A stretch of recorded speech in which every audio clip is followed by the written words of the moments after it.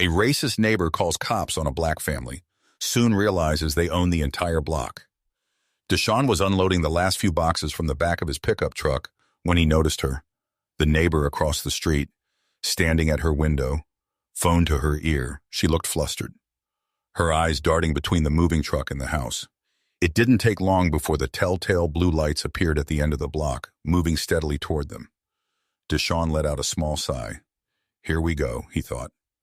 The cops pulled up, tires crunching on the gravel driveway, and two officers stepped out, hands hovering near their belts. The woman from across the street, Karen, was now at her front door, gesturing dramatically in Deshaun's direction. Deshaun's wife, Monique, caught his eye from the porch, giving him a look that said, "Just handle it." Their kids, playing in the yard, hadn't noticed yet. Deshaun took a deep breath and walked over to meet the officers.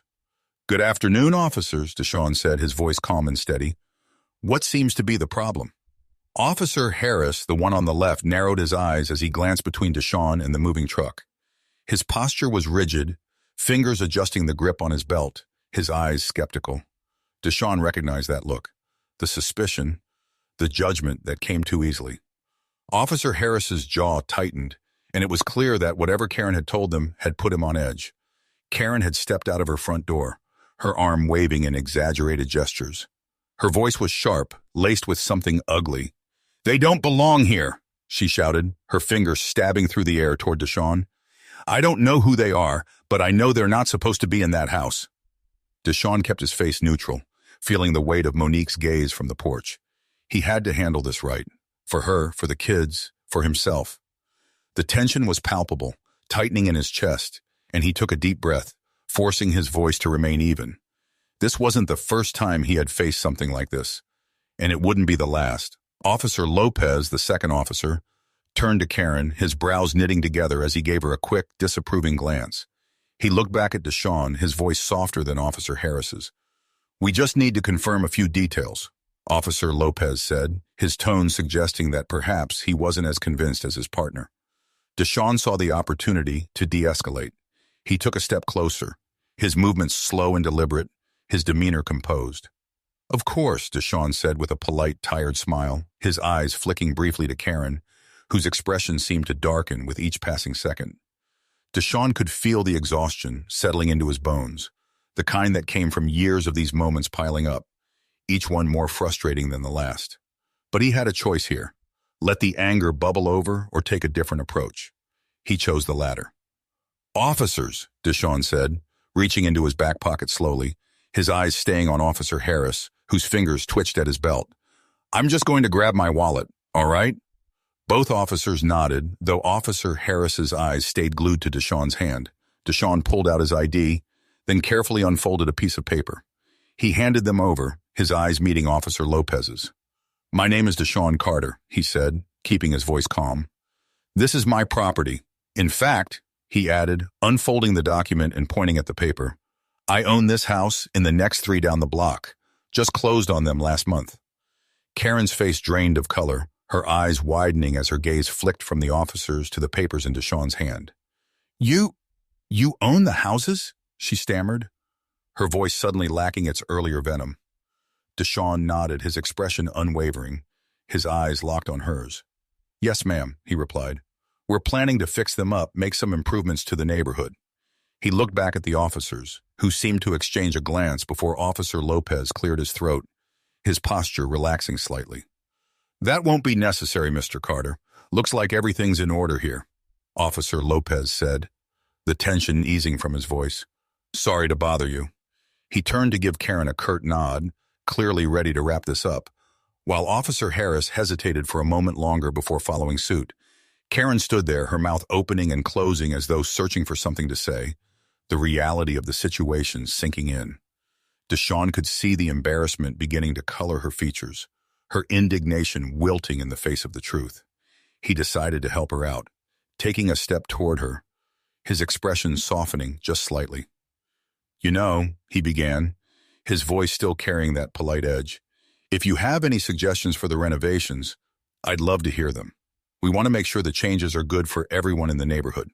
Karen blinked, her face flushing an even deeper shade of red, her eyes flicking from Deshaun to the officers, who were already making their way back to their patrol car. She looked smaller now, deflated. I didn't realize, she began, her voice lacking the sharpness it had held just moments before. Deshawn raised a hand, cutting her off gently, not wanting to drag this out any longer than necessary. No hard feelings, he said, his tone sincere. It's important to look out for your community. Just make sure you know who your neighbors are first. He gave her a nod, then turned and walked back to the truck, where Monique stood, her arms crossed, a small smile playing on her lips. You handled that well, Monique said as he approached, her eyes glinting with a mixture of pride and amusement. Deshawn shrugged, lifting the last box from the truck. Figured it was better to kill her with kindness, he said, giving Monique a sideways smile. Besides, she's going to be seeing a lot more of us. Might as well start off on the right foot. Monique shook her head, her smile widening. You're too good for this place, Deshawn, she said, her voice filled with warmth. Deshawn could hear the pride there, and it made the exhaustion of the day feel almost worth it. Deshawn glanced over at the kids, still playing in the yard, their laughter ringing out, blissfully unaware of the confrontation that had just taken place. He felt a surge of determination, the kind that settled deep in his chest, solid and unwavering. He was doing this for them, to give them a place where they could laugh and play without fear, a place they could truly call home. As he began carrying the box up the steps, he caught sight of Karen still standing in her driveway, staring at the document in her hand. Her expression was a mixture of shock and something else. Uncertainty, perhaps. Deshawn locked eyes with her for a brief moment, offering a nod of acknowledgement that seemed to unsettle her further. For the first time, she looked out of place in her own neighborhood, like the world had shifted beneath her feet, and she hadn't yet found her balance. Deshawn whispered to himself, "This is our neighborhood now." He needed to say it, to claim this space, not just physically, but mentally and emotionally, for himself and for his family. He turned back toward Monique, who was watching him with that knowing smile, and he felt a flicker of hope, a sense that, despite everything, they were where they were meant to be. The officers drove away, their presence fading, leaving behind a street that suddenly felt quieter, more settled. Deshawn took a deep breath, letting it out slowly, feeling the tension begin to release from his shoulders. He knew there would be more days like this, more moments where they would have to prove they belonged. But right now, in this moment, he felt a small victory, and that was enough. The officers exchanged a glance before Officer Lopez cleared his throat. "That won't be necessary, Mr. Carter. Looks like everything's in order here. Sorry to bother you." He turned to give Karen a curt nod, clearly ready to wrap this up, while Officer Harris hesitated, his eyes narrowing slightly before he finally moved to follow his partner. Karen stood rooted to her spot, her mouth working silently as though trying to form an argument. But the reality of the situation was sinking in. The earlier fire in her eyes dimmed, replaced by something almost resembling confusion, disbelief that her assumptions had been wrong. Deshawn decided to help Karen out, taking a small step toward her, maintaining his composed demeanor. He caught sight of Monique watching from the porch, her expression unreadable, though her posture suggested that she too was bracing for whatever came next. "You know," Deshawn said, voice calm and polite, "if you have any suggestions for the renovations, I'd love to hear them. We want to make sure the changes are good for everyone in the neighborhood." Karen blinked, and for a split second, Deshawn thought she might try to continue her tirade. Her mouth opened, and her face flushed, a mixture of anger, embarrassment, and something else, uncertainty. Her gaze flicked between Deshawn, Monique, and the officers as they approached their patrol car. Finally, her shoulders seemed to sag, the fight leaving her. I didn't realize," she began, but her words faltered, lacking the conviction that had fueled her earlier accusations. Deshawn held up a hand, cutting her off gently. He didn't want to draw this out any longer than necessary. He knew there was no value in prolonging the discomfort, and he certainly wasn't interested in humiliating Karen. "No hard feelings," he said, his tone softening. "It's important to look out for your community. Just make sure you know who your neighbors are first." He offered her a polite nod, then turned and walked away, heading back to where Monique stood by the truck. Monique's expression had shifted. Her lips curved in a small smile, her eyes filled with something that looked like pride. As Deshawn approached, she crossed her arms, her voice carrying that hint of humor he loved. "You handled that well," she said, her words deliberate. Deshaun shrugged, grabbing the last box from the truck bed. The weight of it grounded him, a reminder that he still had a job to do. Figured it was better to kill her with kindness, he replied. He glanced back toward Karen, who was still standing in her driveway, looking at the officers as they drove away, her face drawn and pale. He looked back at Monique, giving her a sideways smile. Besides, she's going to be seeing a lot more of us. Might as well start off on the right foot. Monique shook her head, her smile widening. She turned to head back up the steps, glancing back over her shoulder. "You're too good for this place, Deshaun," she said, her voice soft. He heard the warmth there, the affection, and the pride. And that made the exhaustion of the day settle into something that felt worthwhile, something that made him think that they could make this work. Deshaun paused, glancing over at the kids still playing in the yard, blissfully unaware of the tension that had briefly gripped the household. Their laughter rang out, carefree and light, and he felt his determination solidify, something deep in his chest that steadied him. He was doing this for them. He was doing this for their future, for the kind of neighborhood they deserve to live in. Carrying the box up the steps, he caught another glimpse of Karen out of the corner of his eye. She stood in her driveway, staring blankly at the document in her hand. For the first time, she looked out of place in her own neighborhood, like the world had shifted beneath her feet and left her struggling to find her balance. Deshaun locked eyes with her for just a moment, and he offered her a nod of acknowledgement, a gesture that seemed to unsettle her further. "This is our neighborhood now," Deshaun whispered to himself as he stepped through the front door. He needed to say it aloud, not for Karen's sake, but for his own. It wasn't just about physical ownership.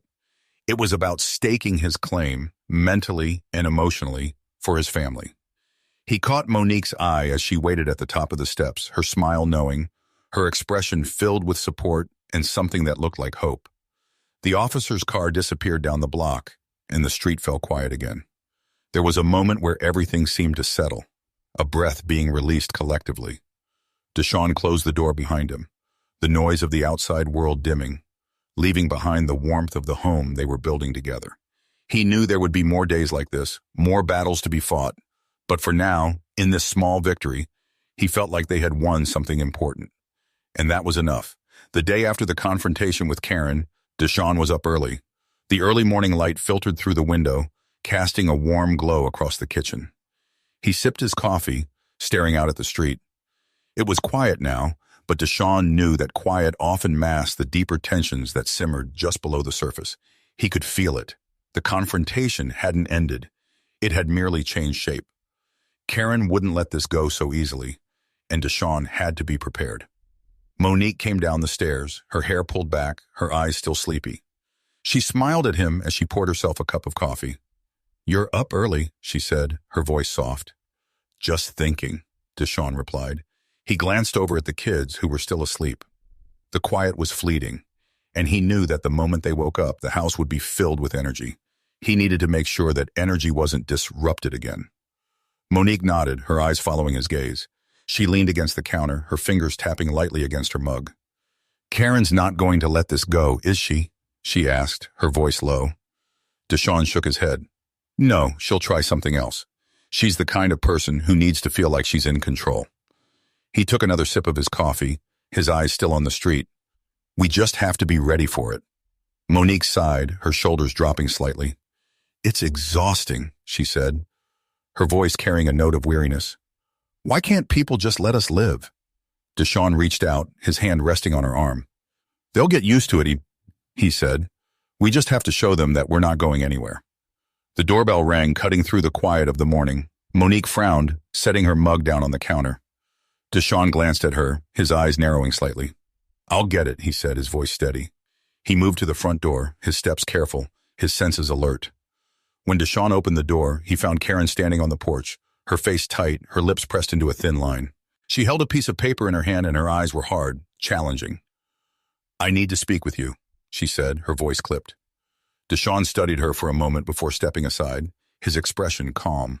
"Come in," he said, motioning for her to enter. Karen stepped inside, her eyes darting around the entryway, as if she were searching for something out of place. Monique stood in the kitchen, her eyes widening slightly at the sight of Karen in their home. Deshaun closed the door behind her, the sound echoing in the stillness of the house. "What can I help you with?" Deshaun asked, his tone polite but firm. He kept his distance, watching her closely. Karen held up the piece of paper, her hand trembling slightly.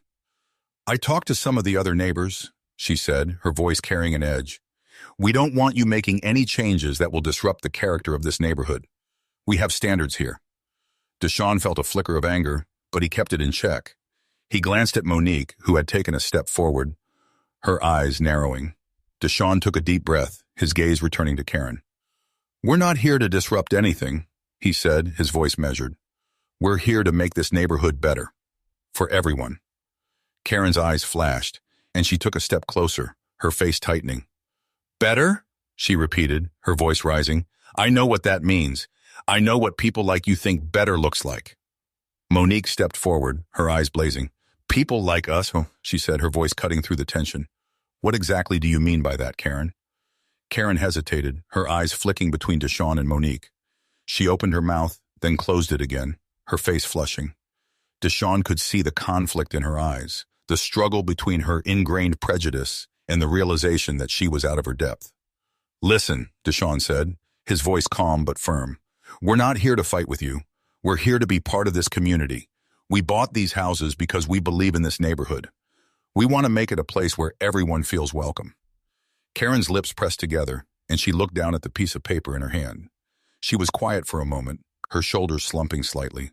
When she looked back up, her eyes were filled with something that almost resembled defeat. "Just don't change too much," she said, her voice barely above a whisper. Deshaun nodded, his expression softening. "We'll be respectful of the neighborhood," he said, "but you have to understand that we're not going anywhere. We're here to stay." Karen looked at him for a long moment, then turned and walked toward the door. She paused, her hand on the doorknob, her eyes meeting Deshaun's. "I hope you know what you're doing," she said, her voice carrying a note of resignation. Deshaun watched as she opened the door and stepped out onto the porch, the door closing softly behind her. He let out a breath he hadn't realized he was holding, his shoulders relaxing slightly. Monique moved to his side, her hand resting on his arm. "Do you think she'll back off now?" Monique asked, her voice quiet. Deshaun shook his head, a small smile tugging at his lips. "Maybe for a little while," he said. "But I think she's starting to realize that we're not the enemy." Monique nodded, her eyes softening as she looked up at him. "You handled that well," she said, her voice filled with admiration. Deshaun shrugged, his gaze moving to the window, where he could see Karen walking down the street, her shoulders hunched. "It's not about handling it well," he said. "It's about making sure they understand that we belong here, just like anyone else." Monique smiled, her hand squeezing his arm gently. "And we do," she said. "We absolutely do." Deshaun nodded, his eyes still on the street, the quiet of the morning settling around them once more. He knew that this wasn't over, that there would be more battles to fight, more moments like this one. But for now, they had made their stand. They had shown that they weren't going anywhere, that they belonged, and that, for now, was enough. The days that followed were a delicate dance of resilience and cautious optimism. Deshaun knew better than to let his guard down completely. The neighborhood had been quiet, too quiet, and that always meant something was brewing beneath the surface. He could see it in the furtive glances from a few neighbors, and the hurried-way conversations seemed to stop when he or Monique appeared. One morning, as Deshaun was checking the mailbox, he noticed a figure approaching. It was Mr. Thompson, an older man who lived a few houses down. Mr. Thompson had kept to himself for the most part, but today he walked with purpose, his brow furrowed. Deshaun closed the mailbox and turned to greet him, his guard going up instinctively. "Morning, Mr. Thompson," Deshaun said, keeping his tone friendly but wary. "Morning," Mr. Thompson replied, his voice gruff. He stopped a few feet away, his eyes scanning Deshaun's face. "Listen, I wanted to talk to you about all this stuff going on." Deshaun tilted his head slightly. "What kind of stuff?" Mr. Thompson glanced around, as if making sure no one else could hear. "Karen's been stirring up trouble, talking to some of the other folks around here, trying to get people to sign some kind of petition." He shook his head, his expression darkening. "She thinks she can push you out, scare you off." Deshaun felt a tightness in his chest, the familiar frustration rising. He forced himself to stay calm, to listen. "A petition?" he asked, his voice even. Mr. Thompson nodded. Yeah, something about maintaining the character of the neighborhood. He sighed, his shoulders slumping. I just wanted you to know that not all of us feel that way. A lot of us are glad you're here, making improvements. Deshawn studied Mr. Thompson for a moment, then nodded slowly. I appreciate you telling me this, he said. It means a lot to know we've got some support. Mr. Thompson shifted on his feet, his gaze dropping to the ground. Karen's always been set in her ways, but some of us know change isn't a bad thing. He looked back up, his eyes meeting Deshawn's. You keep doing what you're doing. Don't let her get to you. Deshawn offered a small smile, a genuine warmth spreading in his chest. Thanks, Mr. Thompson. We're not planning on going anywhere. Mr. Thompson gave a curt nod, then turned and walked away, leaving Deshawn standing by the mailbox, a mixture of emotions swirling inside him. He watched the older man disappear down the street, feeling a flicker of hope that perhaps things could change, slowly but surely. Later that evening, as the sun dipped low in the sky, Deshawn and Monique sat on the porch, watching their children play in the yard. The laughter of their kids filled the air, a reminder of why they were doing this, why they had chosen to make this neighborhood their home. Monique leaned against Deshawn, her head resting on his shoulder. You know, she said, her voice soft, I think we're starting to make some progress. Deshawn glanced down at her, his arm wrapping around her shoulders. Yeah? Monique nodded, her eyes on their children. Mr. Thompson waved at me today. Actually waved, not just that awkward nod he usually does. She chuckled. I think he's warming up to us. Deshawn smiled, a sense of warmth spreading through him. Mr. Thompson came by earlier. He told me about Karen's petition. He said not everyone's on her side. Monique looked up at him, her eyes widening slightly. Really? He said that? Deshawn nodded.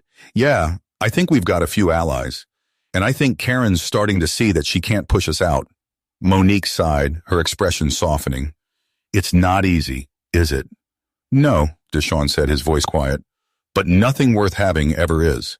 They sat in silence for a moment, the evening air cool against their skin.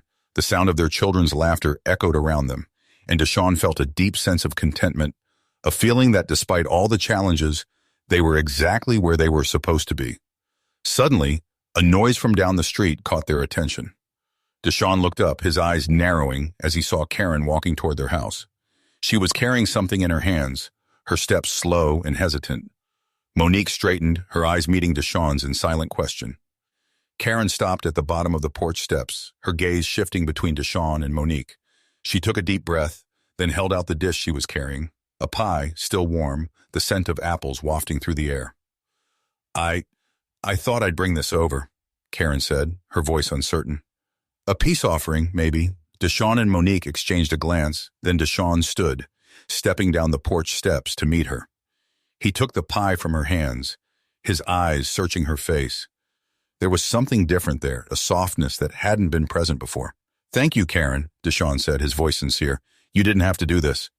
Karen shifted on her feet, her gaze dropping to the ground. I know, she said quietly. I wanted to say that I was wrong about a lot of things. She looked up, her eyes meeting Deshawn's. I don't expect us to be friends, but maybe we can start over. Deshawn nodded, a small smile tugging at his lips. I'd like that, he said. He extended his hand, and after a moment Karen took it, her grip tentative but genuine.